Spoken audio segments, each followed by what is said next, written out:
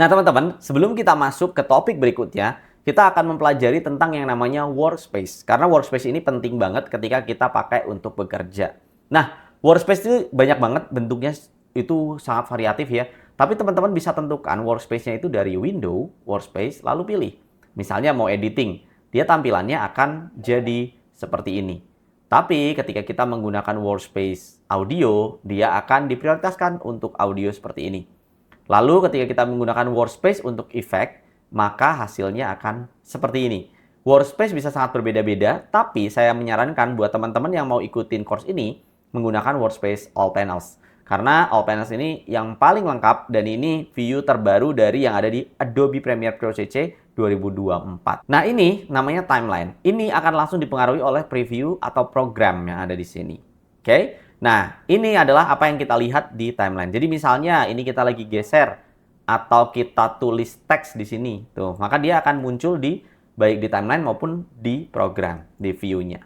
Oke? Jadi jangan bingung, selalu preview selalu di sini. Jadi saya tulis misalnya nih, Fast Campus. Tuh, ya kan ada di situ. Oke? Nah, itu adalah salah satu sampelnya. Selanjutnya adalah source. Apa itu source? Jadi saat kita mau masukin video mentahan di sini, kita double klik, maka kita akan dikasih source. Nah, source ini adalah sebelum kita masukin video ke timeline, kita bisa sortir duluan. Jadi contohnya kita sortir seperti ini, klik in, lalu out. Dan kita baru pilihin, masukin. Masukinnya bisa video dan audionya di sini. Teman-teman bisa lihat ini video dan audionya dua-duanya. Atau videonya saja. Jadi misalnya lagi nggak butuh audio, ya bisa masukin videonya aja. Oke, itu adalah salah satu sampel penggunaannya ya. Lalu selanjutnya, selain itu di sini banyak nih bar-bar lain. Nah, teman-teman seperti yang teman-teman udah pernah lihat di course videografi, ada yang namanya yaitu scope, lumetri scope. Nah, kita bisa masukkan lumetri scope itu di sini nih, di paling bawah sini. Nah, teman-teman bisa ganti, misalnya nih, ini kan kita pakai lumetri scope. Nah, tapi bisa ganti loh, jadi yang lain-lain gitu. Nah, cara gantinya, teman-teman tinggal klik aja di sini, histogram misalnya. Dia akan ngasih view histogram, parade. Nah, di sini juga ada parade. Ada juga yang lain, vector scope, YUV nih, YUV. Ya, oke? Oke, teman-teman bisa pilih aja mana yang favorit buat teman-teman. Kalau saya sebenarnya preference, saya suka banget pakai waveform karena persebaran warnanya jelas banget. Jadi misalnya menggunakan warna tertentu, saya bisa tahu ini gambar tuh informasi warnanya lengkap atau enggak gitu. Nah, oke.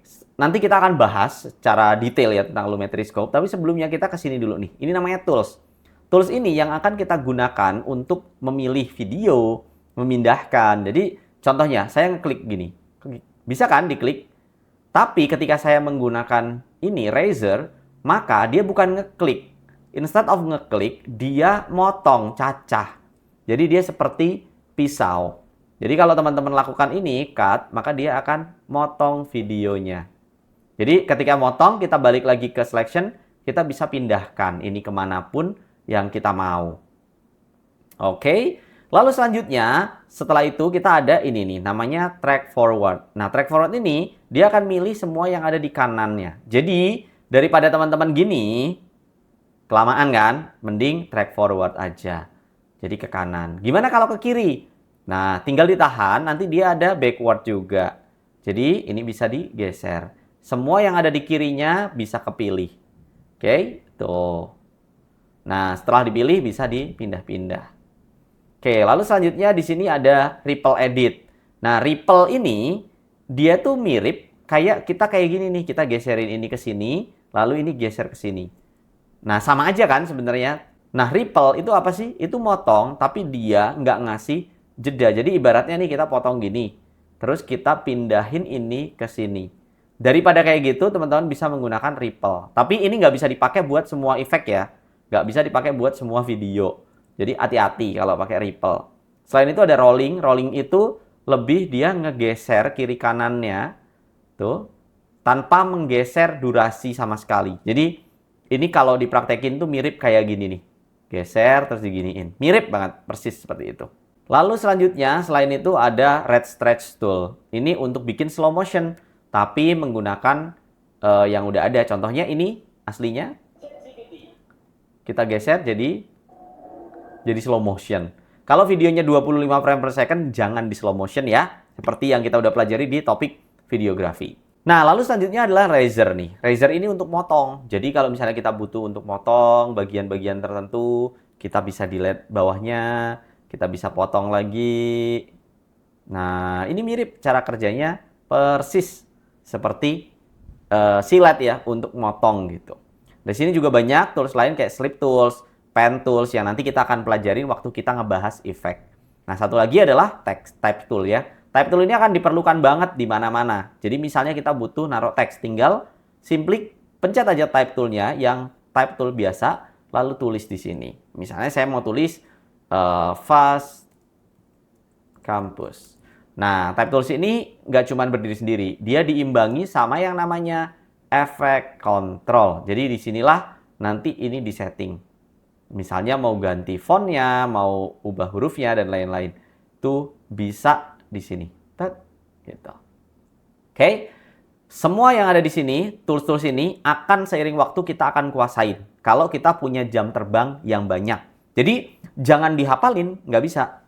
Jangan menghafal toolsnya, tapi mencoba untuk mengerti dan membiasakan diri dengan workflow. Nanti tools ini akan di luar kepala kita langsung tahu. Kita mau kesini, kesini, kesini, kesini. Semuanya udah otomatis ada di kepala kita. Oke, itu aja untuk workspace. Kita akan belajar tentang topik lainnya yang lebih dalam di next episode-nya. Sampai ketemu di next video.